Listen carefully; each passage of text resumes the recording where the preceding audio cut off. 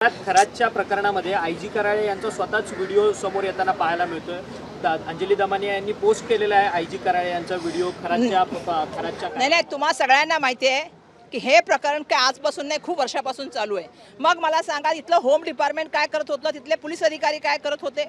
आज महिलांच्या सुरक्षेचा महत्त्वाचा विषय, अंमली पदार्थांचा विषय झालेला आहे महाराष्ट्रामध्ये. काय आता अंमली पदार्थांचं असं झालं, मारामारी होतात, खून पडायला लागले. आमच्याकडे 2 खून झाले. म्हणजे सांगायचं तात्पर्य असं की ह्याच्याबद्दल सगळी जबाबदारी कोणाची आहे? होम मिनिस्टरांची जबाबदारी आहे. आणि एकदा मी नेहमी ऐकते की मोठा बॉम्ब फुटणार, मोठी कारवाई होणार. करा तरी कारवाई आहे का मोठ्या ह्याच्यावरती? आता खरातमध्ये ज्यांची नाव आली, कारवाई करा. एक संदेश तरी जाऊ द्या महाराष्ट्राच्या जनतेला की सरकार जे बोलतं त्याच्यावर काम करतं. दुर्दैवाने आम्ही ज्या तऱ्हेने बघितलेले की आज कायदा सुव्यवस्थेचे धिंडोडे निघालेले आहेत. मोठ्या प्रमाणामध्ये लोकांमध्ये असुरक्षेचं वातावरण आहे.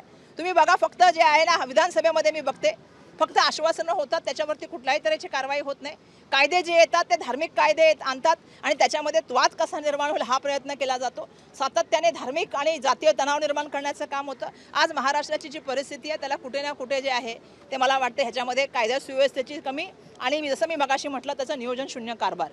आणि त्यामुळे तू जर मला प्रश्न विचारलास की मग खरातांचं प्रकरण असेल किंवा महिलांच्या बाबतीमधली इतकी मधल्या काळामधली प्रकरणं जर बघितली तर मला एकच सांगायचं आहे की याच्यामध्ये कुठे ना कुठे होम विभागाचा जो आहे तो मोठ्या प्रमाणामधला वेळकाढूपणा आणि त्याच्यामध्ये फक्त बोलणं, मोठा बॉम्ब येणार, मोठ्या कारवाई होणार, पण कारवाई होताना दिसत नाही. त्यामुळे कायदा आणि सुरक्षेच्या बाबतीमध्ये लोकांचा त्याच्यावरचा विश्वास उडाला आहे. लोकांना आता वाटतं की आम्हाला सुरक्षा मिळणार आहे की नाही, ही परिस्थिती निर्माण झाली आहे महाराष्ट्रामध्ये.